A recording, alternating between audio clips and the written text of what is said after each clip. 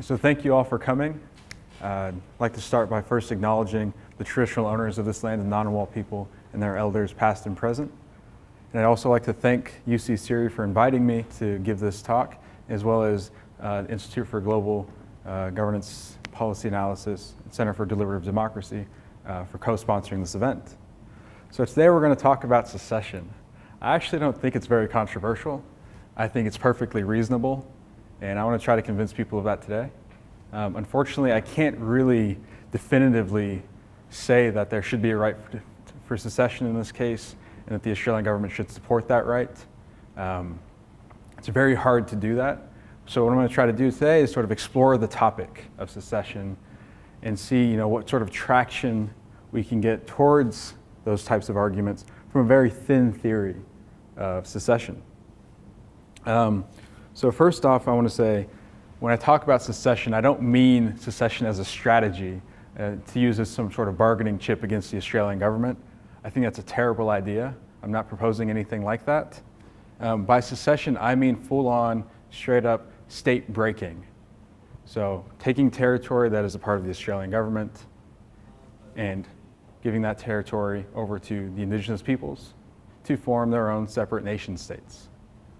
And what I mean by Indigenous peoples is, well, basically there are hundreds of Indigenous groups, Indigenous nations within Australia. Each of them has this right, I believe. And so presumably justice would be owed to each of them. And so we'd have hundreds of different nation states. Obviously that's a complexity that needs to be worked out. But in principle, that's how the argument goes. Or that's what the argument suggests. So to begin, I guess, how is secession typically justified? Well, one way secession is justified, and this is a very shallow or thin view of secession, is to say secession is justified when the basic human rights of a particular group of people is systematically, persistently violated by the government. In addition, the second criteria is that the formation of the new government must be able to protect the basic human rights of those citizens at least as well, if not better than, the current government. So in order to show that secession is justified here, I'd have to show at least two things. One, there's been persistent violation of the rights of Indigenous peoples by the Australian government. And two, that if these Indigenous peoples were to secede, they would be able to set up governments that are able to protect the basic human rights of their constituents, as well as, if not better than, the Australian government. Now, the second part is a lot more difficult than the first part, obviously. I'm taking as an assumption that most groups are not in a position right now to actually do something like that. For one, they don't have access to international markets. They're not allowed to have ambassadors on the global level. They don't necessarily have the resources to take advantage of their own land resources where they're able to get control of them. They don't have institutions set up to support basic things outside of what the Australian government already does, at least in the capacity that would need to occur. So what I want to say is the Australian government also has a duty to aid Indigenous peoples in realizing this right to secede. Now, in order to do something like that, I also have to show that the Australian government is causally responsible for some of the outcomes associated, some of the negative outcomes associated with Indigenous peoples. So those are three things I need to show. One, that there is a right to secede based on the fact of violation of basic human rights. Two, the Australian government is causally responsible for those violations, as well as for some of the outcomes that would prevent Indigenous peoples from seceding. Three, that with the support of the Australian government, there is some way in which secession could become a viable option. And another thing I'm going to cover too is, well, how do you incentivize the Australian government to actually support something like that? Because they do have interests against secession. Some of those interests, I'll say, are well-founded. Some of them are outright ridiculous. So, like I said, the theory of secession that I'm adopting is a very thin one. All it involves is the violation of basic human rights just about any theory of secession is going to say secession is justified in that case. Some people might say things like, well, just by virtue of you being an individual, you have a right to secede. So in this case, they're still going to say, yeah, especially if there's human rights violations. It doesn't change the fact that you have the right, you just have a greater interest in exercising it. And so this is very, very basic, simple, easy to jump on board with understanding of what secession, what it takes to justify secession. There are a couple of wrinkles, though. If any of you are familiar with the theory I'm using, it's usually pushed forth by Alan Buchanan.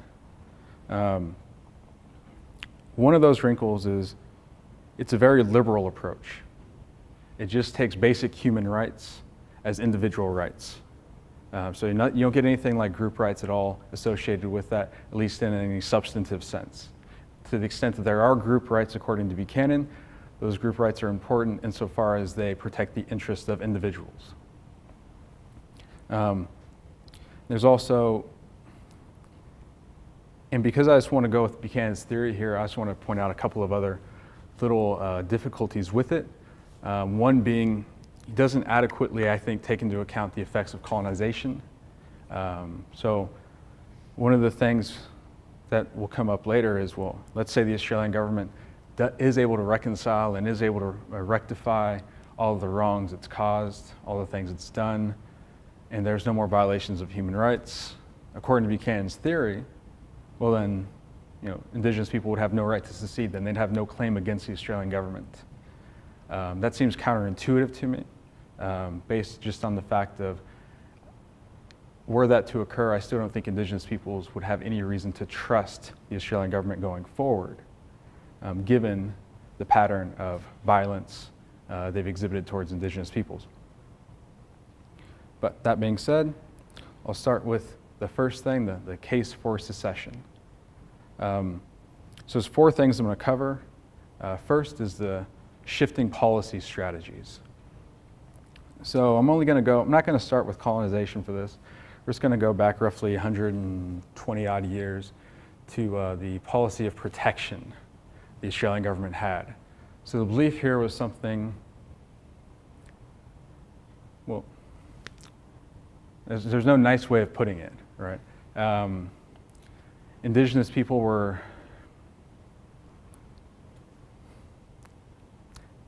they wanted them to die out, essentially.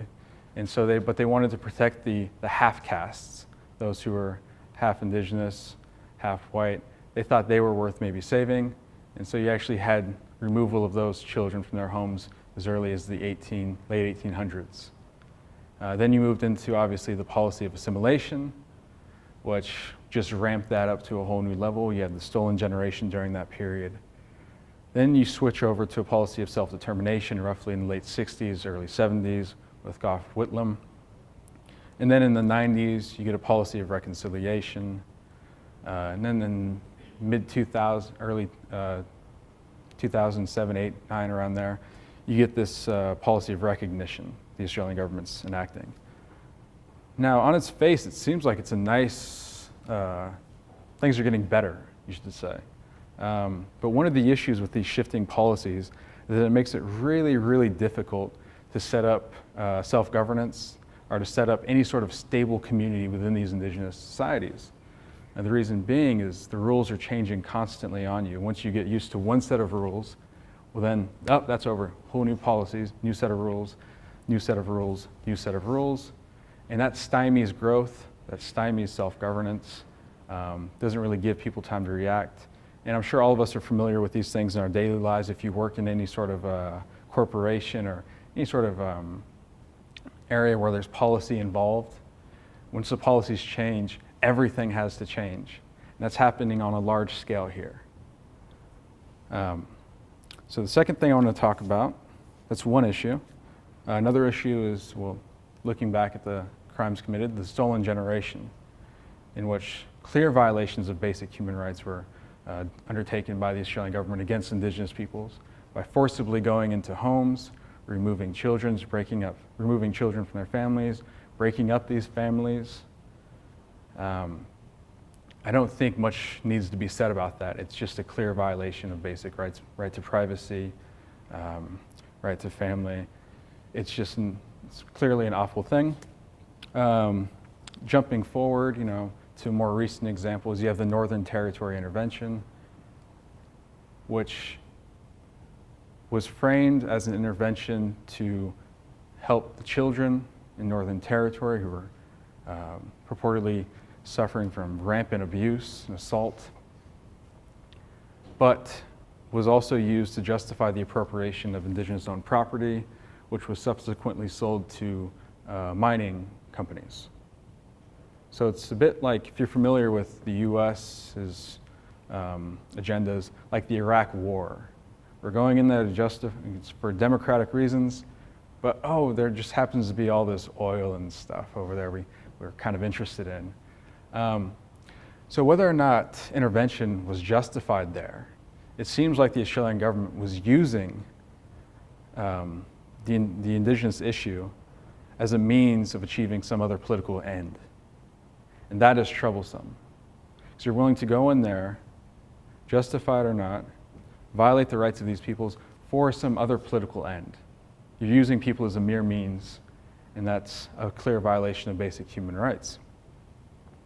Another example, the last one I'll talk about, is just the MacArthur River Mine. Is another recent example. In this case, it was in the Gulf of Carpentaria up north. There was a mine that was set up. Can't recall the name of the company. They wanted to divert a river in order to use it as a toxic waste dump. They wanted to cut open. That was pretty much what they wanted to do. And so the Indigenous community in that area said, no, we don't want this to happen. This is a violation of our agreements that we've had with you.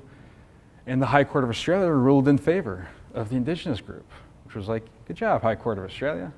2 days afterwards, I believe, the ruling was changed because the Australian government changed the wording of the law. So the High Court's decision was no longer applicable. And so the Indigenous group again said, hey, you can't do that, what the hell? And the court once again ruled in favor of the Indigenous people.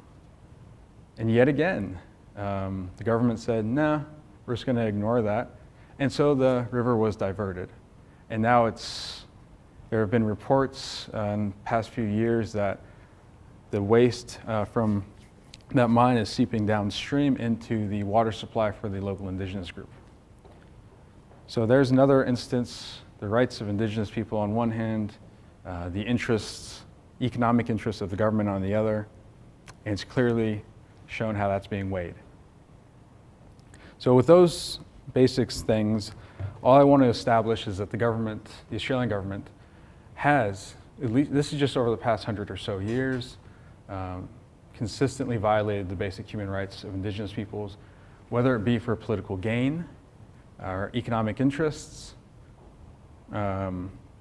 or just because a belief that Indigenous peoples are inherently inferior. And furthermore, those examples also give us reason to believe that the Australian government, is causally responsible for some of the effects we see today. So as I talked about with those shifting policy changes, they've made conditions non-conducive for flourishing. So you wouldn't expect Aboriginal communities to be thriving if you're changing the rules every 15, 20 years. You also have, in the case of a lot of these policies, racism directed at Indigenous peoples. This affects the identity of people. It tied to issues such as self-respect, esteem. When you erode those things away and you erode the culture as well, you get things like depression, PTSD, and those downstream lead to things like alcoholism, drug abuse, domestic violence. This has been well documented. There's quite a large amount of literature showing these effects, not just here either, and also in Canada and the US. So yeah, it looks like there is some sort of causal link between these actions. It's not too hard to see how that fits together.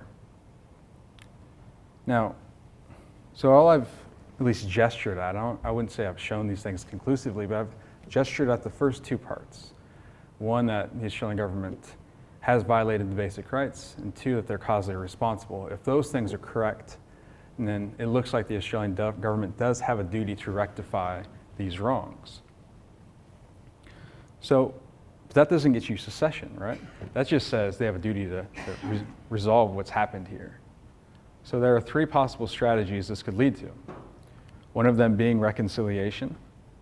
The government could, make amends for what it's done, move forward working together with Indigenous groups to resolve any lingering issues, and to create a more fair Australia, more equal or egalitarian Australia. There could be secession right now. As I said earlier, that's not, I don't think, a feasible option. And there could be a devolution of state powers in a much more broad manner than it currently exists. So something like the US system, where you have tribes that are largely self-governing, seen as native nations. So I'm going to talk about each of those three strategies in turn and why I think all of them are pretty bad. So with reconciliation, this goes back to my worry about Buchanan's take on secession, in that given there is this systematic violation of rights over a very long period of time, seems like even if the Australian government were to reconcile, Indigenous people would have no reason to believe that they're acting in good faith. The Australian government's consistently acted in their own self-interest, whether politically or economically, to violate these rights. There's no reason to believe, that once things start to improve, they're going to continue to improve or even stay that way. Secondly, reconciliation just as a concept seems very inappropriate to apply to a case like this. When I think of reconciliation, I usually think of marriage reconciliation, or some type of relationship that requires reconciling. One party has wronged the other, or maybe both parties have wronged each other, and so they come together to try to reconcile their differences, reconcile their transgressions. But obviously in marriages, you're not compelled to stay with the person forever. Divorces exist. And so when parties can't reconcile, in other words, when they have irreconcilable differences, they're able to separate. The work reconciliation is supposed to be doing here is somewhat similar. It's supposed to create conditions in which these two parties can move forward together on just and fair terms. But it's not clear that that's going to be possible when one party doesn't have a choice as to whether or not they want to continue in this relationship. It's like if I put a gun to your head and said, your wallet or your life. Either way, I'm getting your wallet. You don't have a choice. It's a similar thing here. It's like reconcile or not. Either way, we're going to move forward and we're going to drag you along with us. So that doesn't seem like it's a good option. I think reconciliation in general is a good idea. I think there needs to be discussions between these two parties. I think there needs to be some clear strategy for working together. But I don't think working together necessarily requires being together. There's a great quote, from American former poet laureate of the United States, Robert Frost. He has this poem, and it ends like this. Friends work together, I told him from the heart, whether they work together or apart. And I think that could be applicable here. I think you can have reconciliation and separation at the same time. So what about secession right now? What about that strategy? The Australian government said, hey, we're giving everything back to you. I think I've heard, I don't know if this statistic is necessarily true, that there are claims on over 74% of the land in Australia by Indigenous peoples currently pending in courts right now. That number seems a bit high, but it also seems perfectly reasonable. So let's say the Australian government say, yep, giving it all back. We're giving you that 74%. Go ahead and secede right now. As I stated earlier, I think that's a bad idea. I don't think the institutions are in place to properly self-govern, at least not in every single case, right? There are hundreds of different Indigenous groups here. It's reasonable to think that not every single one of them would be in a position today to take advantage of something like that. So that strategy, I think, isn't going to get you anywhere. Secession right now, at least, isn't going to get you anywhere. The third strategy, devolution of state powers, that gets you something like the US system. It's a really attractive strategy. It's been in place I think it was 1975, 1976, the US government passed a policy of self-determination for Indigenous peoples, which gave them powers in establishing a type of government they wanted, insofar as it was still under the regulations of the federal system of laws, which meant, for instance, the Navajo Nation could base their system of justice on customary Navajo law. So like, for instance, when the Navajo Supreme Court makes a decision, when they write their opinions and everything, they have to justify their decisions in terms of Navajo customary law.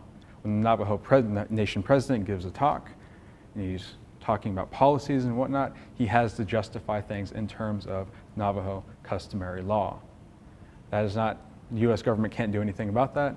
Navajo Nation has leeway to do things like that. And the results of this policy of self-determination have been very encouraging in the US. It's been the only thing the US government's ever done that has reduced things like drug abuse, alcoholism, suicide rates on reservations. And also in Canada as well, policies like that have been the only things that have contributed to mitigating those negative, or reducing those negative outcomes. And the justification for that seems to be something, at least according to the Native Nations Institute and the Harvard Project on American Economic Development, the justification, or the reason why that works so well, is that these governments are seen as legitimate, insofar that they reflect the culture of the Indigenous people. So it seems like that might be a good strategy right there. You could have a government that is your own government. You're still under the jurisdiction of the federal government, but you're not subject to any state laws. But you still get your own territory. Now, for that strategy to work, well, there's two things I want to say about that one. First, if you're concerned with just basic justice and you think justice requires secession, then you're going to want to say something like, once you move to a state of, let's call this intrastate autonomy, the US system, you lose all urgency for secession. Once you move here, the costs of moving to intrastate autonomy are pretty high. You do get a lot of benefits from it though. So imagine moving from 0 to intrastate autonomy, and imagine moving from 0 to secession and that type of self-governance. The costs are going to be high in both cases, but the benefit gets diminished when you go from intrastate autonomy to secession. It's not as big as going from nothing to secession. And so the idea is very simple. You're just going to lose a lot of urgency to do something like that, and it's probably never going to happen. I think whether or not that's a well-founded worry, hard to say. I think it's similar to the worry people have about constitutional recognition, at least people that support treaty making. They say, well, if we go with constitutional recognition, we're going to lose all support for treaty making, or at least a lot of the urgency to engage in something like treaty making. So it's a similar concern, I think. The other reason for something like that is, let's say you do get to that state of affairs. It might still be that secession's justified. So it might be, the Australian government allows this to happen. There's this intrastate autonomy, still under the jurisdiction of the federal government. And you might say there's still going to be human rights violations occurring. There's nothing there that says the Australian government's going to stop violating these rights. So presumably if that happens, secession would still be justified and on the table. So those are the three strategies. Obviously the one I would endorse wouldn't be secession now, but secession down the road. We're presuming I'm correct in the two things I suggested earlier. One, there's a right to secede. Two, the Australian government has a duty to aid Indigenous peoples in realizing that right. Then secession down the road would be I think the best alternative. Now, The last thing I want to discuss, and I'm probably moving a bit quickly. I forgot to set a timer, so I'm moving very quickly. One of the last things I wanted to talk about, and this is, I think, probably the most interesting thing to talk about, is clearly the Australian government has no interest in allowing secession to happen. So how do you get the Australian government to support secession? Like that's a tricky question. I think most people would agree when I say things like the Australian government has violated the basic human rights of Indigenous peoples continuously since its inception, or since the inception of the Australian government. Most people would agree with that, I think. Most people might even agree that the Australian government has a duty to rectify these things. And they might, agree in principle that there's a right to secession, but then they just say, it's not feasible, it's not going to happen. The Australian government, one, is never going to agree to that. Well, that's usually the big kickback. One, the Australian government's not going to agree to it, and two, a lot of these nations, they might have only a few hundred people. So it's not going to be possible for them to secede. The second worry I don't think is that big. The first one, though, has, how do you get the Australian government to support something like this? That's a huge issue. So what I want to do now is give 4 different reasons that the Australian government has against supporting secession. So these are disincentives for secession. Some of them I think are perfectly justifiable reasons. Others I think are crap. So we're going to look at those 4, and I'm going to suggest ways in which, 1, it's just a framing problem. 2, ways in which negotiated agreements could go forward to actually incentivize secession on behalf of the Australian government. So the first disincentive the Australian government has is prestige. If you think about it, the Australian government came out and said, we acknowledge we violated the rights of these peoples, we're causally responsible for their outcomes, and there's absolutely nothing we can do as a democracy to make this relationship work. We really messed up, and there's nothing we can do about it. The amount of guilt and shame involved in acknowledging something like that is pretty tremendous. And I don't think the Australian government or the Australian people necessarily want to commit to something like that. There are cases in which this sort of thing has been turned around, though. So in Canada, they had similar issues with boarding schools, where the Canadian government really just didn't want to admit to these atrocities that occurred. So the way in which it was framed was instead, we're doing what justice requires. We're being the bigger man. We're stepping up. We're doing what's right. So instead of framing it as, we really made a mistake, and forget that we made a mistake. Hey, we're doing something really great over here. So I think that's just a framing issue, and I think it's a silly thing for the Australian government to worry about, but I think it's a very real thing that the Australian government does worry about. The second thing, as I mentioned earlier, and this might be the most difficult, is the use of Indigenous issues for short-term political gain. So with the Northern Territory intervention, the reports that came out afterwards suggested the Australian government knew about this, knew about these allegations of child abuse for quite a long period of time before acting on it. And then when it became politically beneficial for them to act upon it, they did.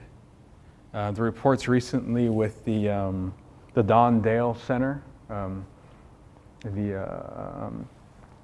for youth detention center. Reports saying that the people in charge of that of corrections, they knew about these things for years. Nothing happened, and probably nothing would have happened unless it were politically in their benefit to act upon it. But they had no reason to act upon it. So if that is the case, though, if there's something like the Northern Territory intervention where the Australian government realizes it can use Indigenous issues for short-term political gain from time to time, then it would have no incentive to resolve these issues. It's much easier to just let them linger about. The public's interest is really hard to maintain on any political issue, so you don't really need to resolve it. You just need to look like you're doing something. That one I don't really have a suggestion for. I think if that truly is the case, then things are really, really bad, and it's going to be hard to propose any sort of way to get around that, short of sacking the entire government. But I'm not proposing anarchy or anything like that.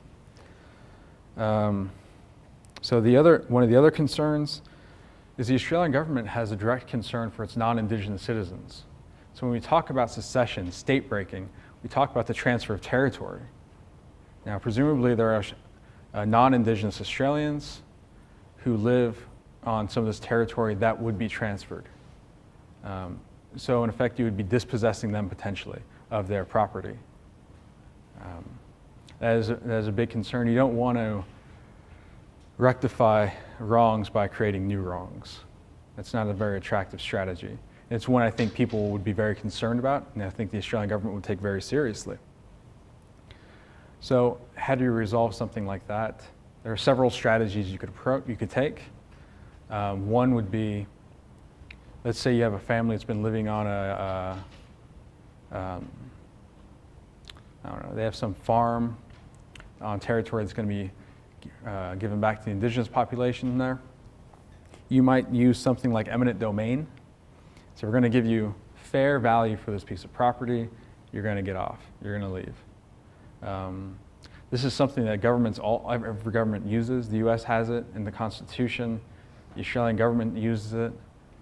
That's one possibility. Another would just be, we'll honor your right to this property to the life of the current property owners. So if grandma and grandpa own a piece of property out there, they own it until they pass on, and once they pass on, then the property goes back to the Indigenous people. Other ways might be, the most extreme would simply be to just kick them off. But in general, there's lots of strategies that could be pursued there. There's not one in particular that I think should be employed, but lots of different strategies. So I don't think this worry is necessarily that big. It could even be the case that you set up something like a Eurozone where there's free movement, free labor practices. You can settle down anywhere, but it's still a separate government, separate state. So lots of ways to work this out. So it doesn't necessarily have to be an issue. And the last one is going to be economic interests and land resources. So this is also sort of tied to the concern for non-Indigenous citizens, but more broadly to the concerns of Australia in general. So Australia is a country that takes things really well. So I think iron is the number one source of GDP. Coal is number 2. Gold and silver are number 3 and 4, with petroleum rounding out the rest of the top 10, I think. Something pretty close to that. So Australia has a huge interest in land resources, to say the least. So how do you get them to transfer land back, land that's really valuable and vital to their economy? Not necessarily an easy thing to do, to motivate. One strategy would be to take something like what the sort of an agreement in which, okay, we're going to support your secession. You're going to get your self-governance, and when the time comes, you'll be able to make the choice whether or not you want to secede. And if you do choose to secede, we're not going to give you all these resources back at once. But maybe in the course of 20, 30 years, we'll slowly start giving you more control of them.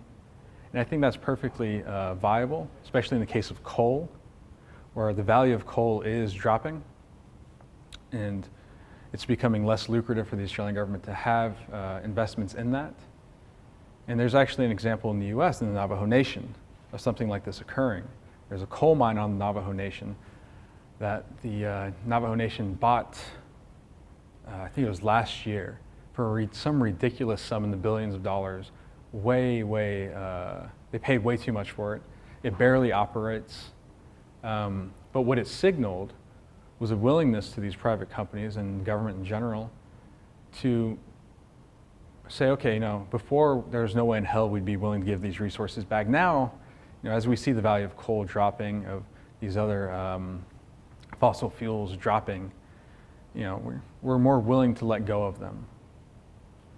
So the idea is going to be something like, there's going to be some sort of negotiated agreement in which there's a slow giving back of these resources.